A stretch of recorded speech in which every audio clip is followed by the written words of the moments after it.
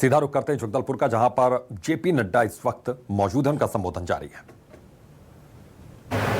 प्रदेश महामंत्री केदार कश्यप जी, के शर्मा जी, बहन लता उसेंडी जी, महेश गागड़ा जी, ओपी चौधरी जी, किरण देव जी, मोतीलाल साहू जी, संतोष बाफना जी, श्रीनिवास मद्दी जी, कमलचंद भंजदेव जी, वेदवती कश्यप जी, ओजस्वी मंडावी जी, सुभाष राव जी, सुभाऊ कश्यप जी, सम्मानित मंच और यहां इतनी बड़ी संख्या में एकत्र आए देवी और सज्जनों, मेरे युवा साथी और मीडिया के मेरे साथी, प्रिंट मीडिया और इलेक्ट्रॉनिक मीडिया के मेरे साथी, मुझे आज जगदलपुर में आने का मौका मिला।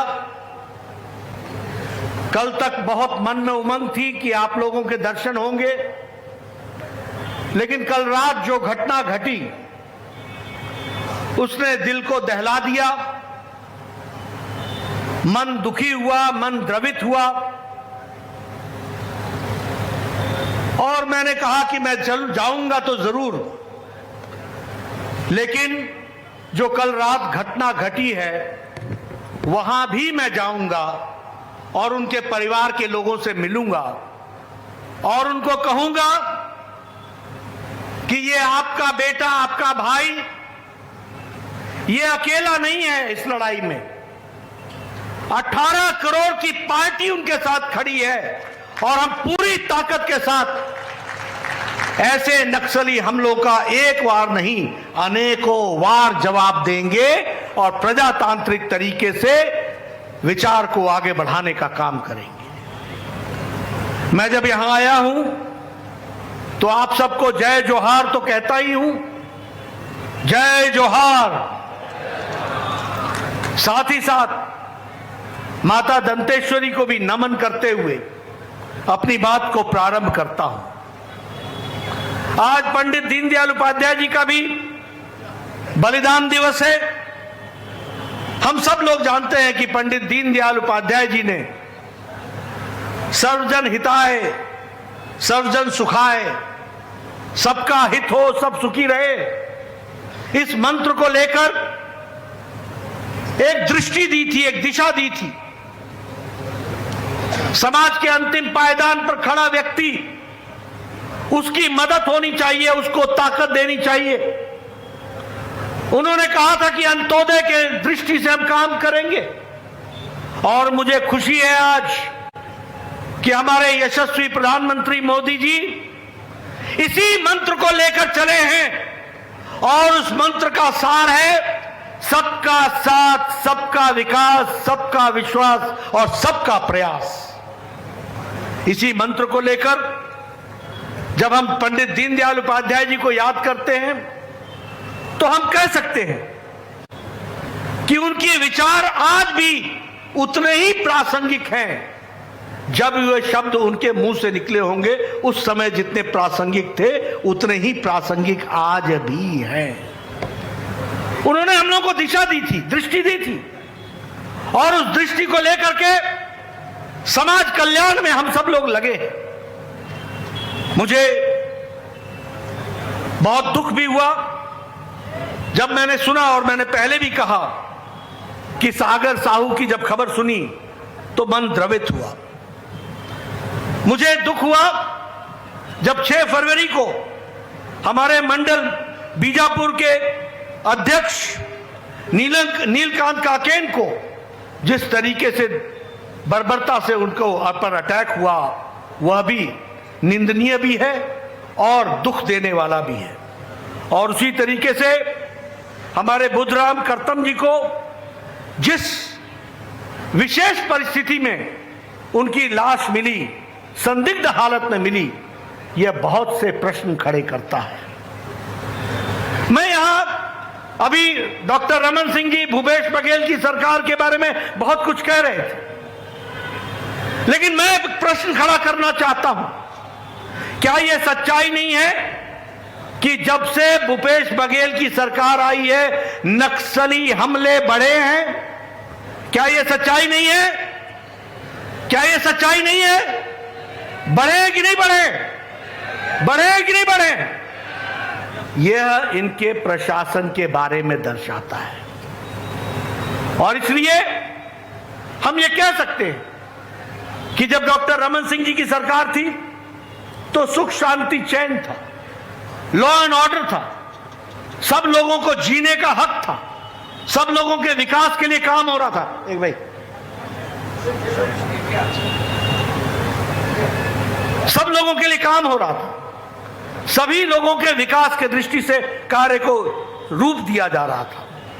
लेकिन आज जब मैं देखता हूं, अभी अभी हमारे रमन सिंह जी कह रहे थे कि छलावा हुआ है, छल हुआ है। एक उन्होंने शब्द का भी उपयोग किया कि बोलो भूपेश बघेल वो है कि नहीं है। मैं डॉक्टर रमन सिंह जी के माध्यम से यह बताना चाहता हूं कि कांग्रेस का दूसरा नाम ही छलावा है। कांग्रेस का एक एक नेता लटकाना, भटकाना, अटकाना, छिटकाना, यह कांग्रेस की रीति नीति है। इसलिए कांग्रेस का कोई नेता यह करे तो अचरज की कोई बात ही नहीं है। ये इसीलिए बने हैं, हम विकास के लिए बने हैं, वो विकास को अवरुद्ध करने के लिए बने हैं। हम लोगों के विकास को आगे बढ़ाने के लिए बने हैं, वो लोगों को भटकाने के लिए बने हैं। हम विकास के माध्यम से सामान्य मानवी आगे बढ़े, उत्तम कोटि के दृष्टि से वो आगे बढ़े, ये हमारा लक्ष्य है। उनका लक्ष्य है कि फूट डालो और राजनीति करो, राज करो, ये उनका लक्ष्य है। इसलिए इसमें कोई अचरज की बात नहीं होनी चाहिए। लेकिन हां, जब हम यहां आए हैं तो जैसा अरुण साहू जी कह रहे थे, हम गर्व के साथ और गौरव के साथ कह सकते हैं कि छत्तीसगढ़ तब बना जब भारत रत्न अटल बिहारी वाजपेयी हमारे प्रधानमंत्री बने। यह हम गौरव के साथ कह सकते हैं। आपको याद होगा उन्होंने कहा था 11 की 11 लोकसभा हमको जिता के भेजो, हम छत्तीसगढ़ देंगे। और जो कहा था वो किया। 1 साल के अंदर अटल जी ने हम लोगों को 2000 में छत्तीसगढ़ प्रदेश दिया। और मुझे याद है स्वर्गीय राजीव गांधी और उनके परिवार यहां पिकनिक मनाने आते थे। उनके लिए यह इलाका ऐसा था कि ज्यादा गर्मी उधर हो गई तो चलो थोड़ा सा आनंद लेते हैं, जंगलों का आनंद लेते हैं। दूर दराज कटा फटा इलाका, कोई इसकी सुध नहीं लेता था, कोई इसकी चिंता नहीं करता था। लेकिन जब से डॉक्टर रमन सिंह जी की सरकार आई, हम कह सकते हैं कि छत्तीसगढ़ की सुध ली गई और विशेष करके जगदलपुर की सुध ली गई। हम बताना चाहते हैं कि अटल जी के समय में 3 विश्वविद्यालय बने।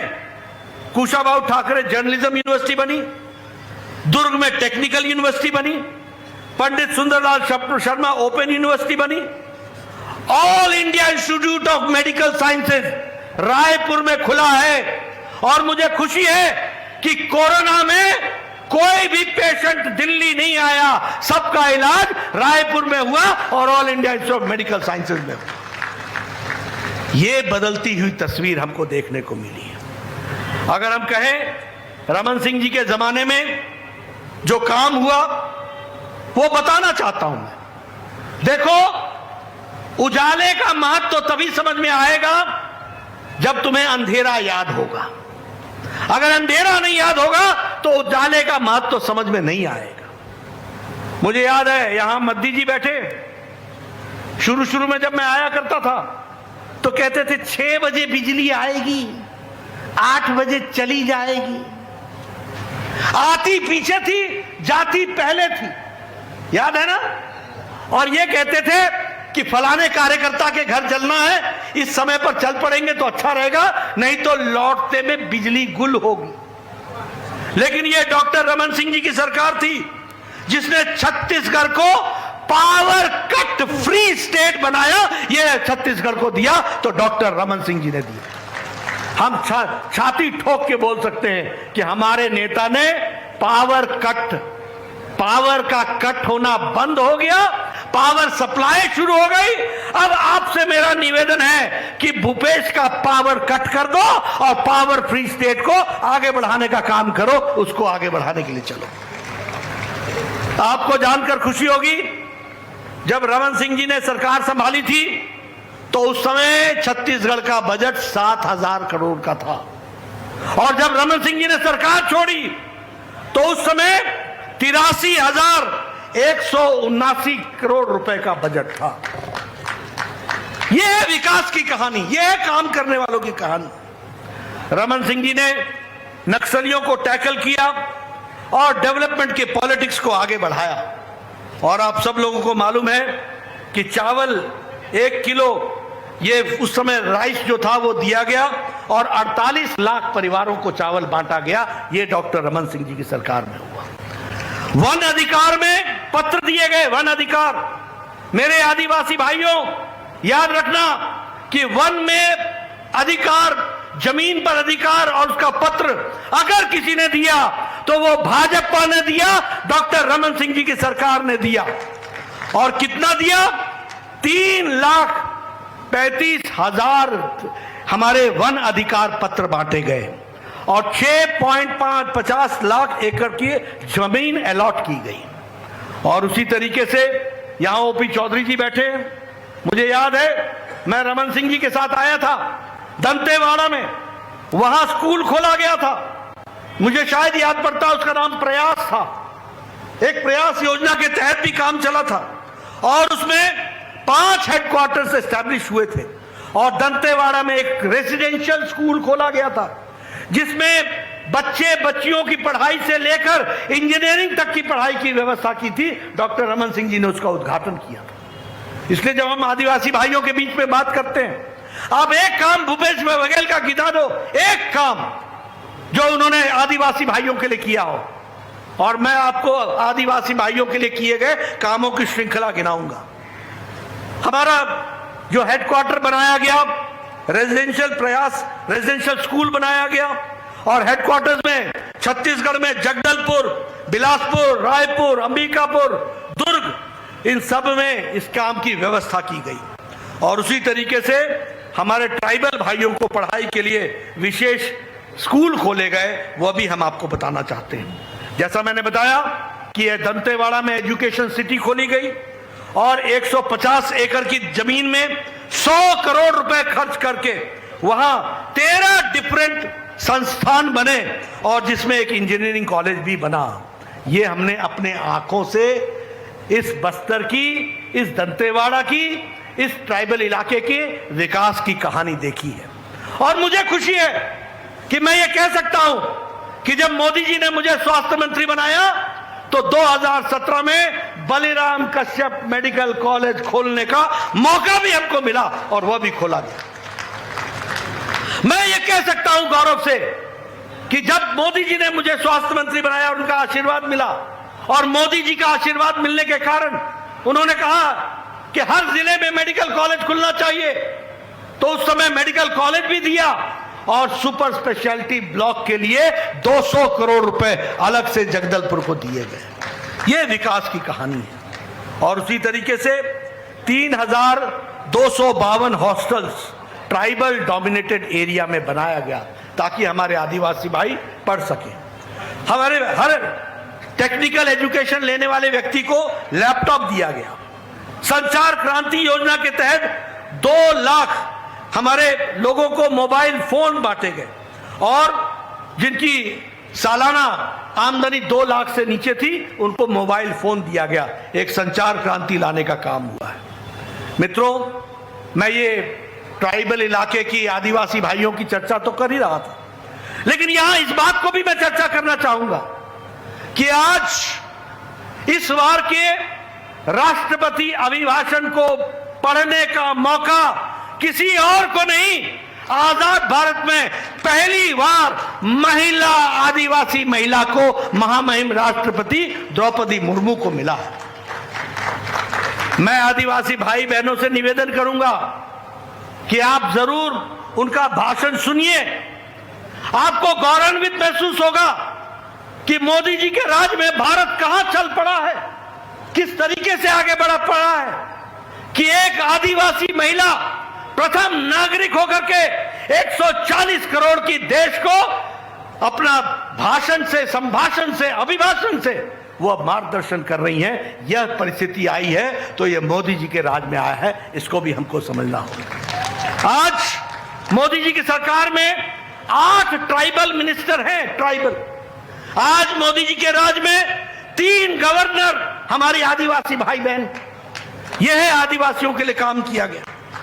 और अगर मैं देश की बात करूं, मित्रों, आपको गौरव होना चाहिए, आपको गर्व होना चाहिए कि जब अमेरिका का ग्रोथ रेट लड़खड़ा रहा है, जब फ्रांस का ग्रोथ रेट लड़खड़ा रहा है, विकास रुक गया है, जब जर्मनी का, यूरोप का विकास रुक गया है, इस विपरीत परिस्थिति में मोदी जी ने कोरोना से भी लड़ाई लड़ी, यूक्रेन युद्ध के भी सप्लाई चेन की समस्या देखी, लेकिन भारत आज 6.1% से ग्रोथ रेट को बना करके आगे बढ़ रहा है। एक मजबूत भारत चल रहा है। मैं आपके साथ शेयर करना चाहता हूं, जिस ब्रिटानिया ने, जिस ब्रिटेन ने हमको 200 साल राज किया, 200 साल, आज मोदी जी के नेतृत्व में भारत जो 10वें नंबर की अर्थव्यवस्था थी, वो आज मोदी जी के राज में ब्रिटानिया को पछाड़कर, अंग्रेजों को पछाड़कर 5वीं नंबर की अर्थव्यवस्था बन गई है। यह भी हमको याद रखना होगा। आपको जानकर खुशी होगी कि दवाई बनाने में आज भारत दुनिया की फार्मेसी बन गया, दुनिया की फार्मेसी। सबसे कारगर दवाई और सबसे सस्ती दवाई भारत बना रहा है, और दवाई बनाने में दूसरे नंबर पर भारत खड़ा हो गया। जब मोदी जी आए थे 2014 में, तो 92% मोबाइल बाहर से आता था, 92% मोबाइल। आज भारत 97% मोबाइल भारत बना रहा है, दूसरे नंबर का मोबाइल बनाने वाला हो गया। और अब आपके पास, किसी के पास नया एप्पल हो, एप्पल मोबाइल, तो जरा उसको खोल के देखना, उसमें लिखा हुआ है मेड इन इंडिया। आप लोग बचपन में सुनते थे जापानी गाड़ी, जापानी गाड़ी, टोयोटा, टोयोटा, डटसन, डटसन। आपको जानकर खुशी होगी कि आज मोदी जी के नेतृत्व में भारत ऑटोमोबाइल में, गाड़ियां बनाने में दुनिया में तीसरे नंबर का देश हो गया। जापान को हमने पछाड़ दिया है, अब हमारे आगे सिर्फ अमेरिका और चाइना रह गए, तीसरे नंबर पर भारत खड़ा है। मैं पत्रकार बंधुओं से कहूंगा, इन आंकड़ों को रखें, दुनिया को बताएं, देश को बताएं, भारत बदल चुका है। अब वो भारत नहीं है जो भ्रष्टाचार के नाम से जाना जाता था, जो 2G, 3G, 4G, अब ये 5G वाला जाना जाता है, और ये जीजाजी वाला भी नहीं जाना जाता, अब ये विकास वाला जाना जाता है। और इस भारत को अगर हम कहें कि हर दृष्टि से रिन्यूएबल एनर्जी, आपको जानकर खुशी होगी, एनर्जी और रिन्यूएबल एनर्जी यह किसी भी देश के विकास के मापदंड को तय करता है। आपको जानकर खुशी होगी कि पावर में भारत तीसरे नंबर पर खड़ा है, और रिन्यूएबल एनर्जी में भारत चौथे नंबर पर खड़ा है। यह बदलता भारत है। और इसलिए मैं कांग्रेसी भाइयों को बोलता हूं, भैया तुमको मैं नजरें तो दे दूंगा, दृष्टि नहीं दे पाऊंगा। दृष्टि तो तुमको लानी पड़ेगी। जिसने देखना ही नहीं तय किया है उसको क्या बोलूंगा, कैसे बोलूंगा। अब मैं पूर्व में स्वास्थ्य मंत्री रहा हूं, देश का भी और प्रदेश का भी। मुझे खुशी है, मैं आपसे शेयर करना चाहता हूं यह भारत कैसा था और आज भारत कैसा है। इस देश में ट्यूबरक्लोसिस, टीबी की दवा को भारत में आने में 25 साल लगे। इस देश में चेचक की दवा को आने में भारत में 28 साल लगे। इस देश में पल्स पोलियो की 2 बूंद की दवा, ताकि पोलियो ना हो और नेशनल प्रोग्राम बने, उसको इस देश में नेशनल प्रोग्राम बनने में 30 साल लगे, 3 दशक लगे। इस देश में जापानी बुखार की दवा को आने में 100 साल लगे, 100 साल, 100 years। 1906 में जापान में दवाई आ गई थी और 2006 में जब योगी जी सांसद बने तो गोरखपुर में पहली बार जापानी बुखार की दवा पहुंची। 100 years। लेकिन कोरोना 2020 की जनवरी में 20 जनवरी को पहला केस हुआ था और मोदी जी ने अप्रैल 20 को एक टास्क फोर्स बैठाया था, हमारे साइंटिस्टों को आर्थिक मदद दी थी और प्रोत्साहन दिया था और कहा था कि आप वैक्सीन बनाओ। और मुझे खुशी है कि मोदी जी के राज में 9 महीने के अंदर एक नहीं 2 भारत की बनी वैक्सीन मिली और वो हम लोगों को लगी। आपको याद है उस समय कांग्रेसी नेता क्या बोलते थे? आपको याद है भूपेश बघेल क्या बोलते थे? याद है भूपेश बघेल क्या बोलते थे? मत लगाओ, मत लगाओ, इसकी टेस्टिंग नहीं हुई है। बोलते थे कि नहीं बोलते थे? बोलते थे कि नहीं बोलते थे? और अपने से चुपके चुपके जाके लगा लिया। फिर बोलते थे मोदी टीका है, मोदी टीका है। मुझे मिले, मैंने कहा कैसा लगा मोदी टीका? ये नेता है, लोगों को गुमराह करते हैं और खुद टीका लगाते हैं। लेकिन मुझे खुशी है आज आप लोग बैठे हैं, आप लोगों ने किसी ने भी मास्क नहीं पहना है, सब नजदीक नजदीक बैठे हैं। ये मोदी जी का 220 करोड़ डबल डोज साथ में बूस्टर डोज का जो सुरक्षा कवच आपको पहनाया है उसके कारण से हुआ। आज मुझे खुशी है यूक्रेन का वॉर हुआ, कभी सुना कि कोई प्रधानमंत्री ने युद्ध रुकवाया हो? मुझे यहां की संख्या नहीं मालूम, लेकिन 32,000 विद्यार्थी थे। यहां कितने थे? यहां से कितने थे? 1200 विद्यार्थी छत्तीसगढ़ से थे, यूक्रेन में पढ़ रहे थे। मोदी जी ने एक तरफ पुतिन से बातचीत की, एक समय में ज़ेलेंस्की से बातचीत की, युद्ध रुकवाया और 32,000 बच्चे सुरक्षित भारत वापस पहुंचाया, घरों तक पहुंचाया, ये करके दिया। इसलिए मित्रों, हम ये कह सकते हैं कि विकास की दृष्टि से हो, चाहे देश को आवाज देने की बात हो, देश को ताकत देने की बात हो, बदलते भारत की तस्वीर हो, मोदी जी के नेतृत्व में हुआ है और उसको आगे हमने बढ़ाया है। इस बार के बजट की अगर मैं बात करूं तो 15,000 करोड़ रुपए कमजोर जनजाति समूह के विकास के लिए रखा है। इस बार के अहम बजट की बातचीत करें तो एकलव्य विद्यालय में पढ़ाने वाले टीचरों के लिए 38,800 टीचरों की बजट में प्रावधान किया गया है ताकि ट्राइबल का बच्चा पढ़ने से वंचित न रहे। अगर मैं बात करूं तो 740 एकलव्य विद्यालय खोले जाएंगे, जिसमें से 73 विद्यालय छत्तीसगढ़ के ट्राइबल इलाके में खोले जाएंगे। यह भी हमको ध्यान में रखना चाहिए। और उसी तरीके से हमारा जो डेवलपमेंट एक्शन प्लान है उसमें 1,18,000 करोड़ रुपए 2023-24 में एक साल के अंदर खर्च होगा। और इसी तरीके से देखा जाए तो रेलवेज में कभी सोचा था कि रेल होगी, कभी सुना था कि रेल लाइन पहुंचेगी? आज कांग्रेस के जमाने में छत्तीसगढ़ का रेल का बजट 311 करोड़ था, आज रेल का बजट 6,008 करोड़ रुपए है जो एक साल में खर्च होगा। एक साल में खर्च होने का 6,008 करोड़ रुपए। और अगर मैंने जैसा कहा कि अमृत के दृष्टि से देखा जाए, अमृत मिशन की दृष्टि से देखा जाए, स्मार्ट सिटी की दृष्टि से देखा जाए तो अंबिकापुर, भिलाई, बिलासपुर, दुर्ग, जगदलपुर, कोरबा, रायगढ़, रायपुर, राजनांदगांव, इन सबको अमृत से जोड़ा गया है और विकास की दृष्टि से आगे बढ़ाया गया है। मैंने आपको पहले ही बता दिया कि यहाँ गवर्नमेंट मेडिकल कॉलेज खोलने का मौका हम लोगों को मिला।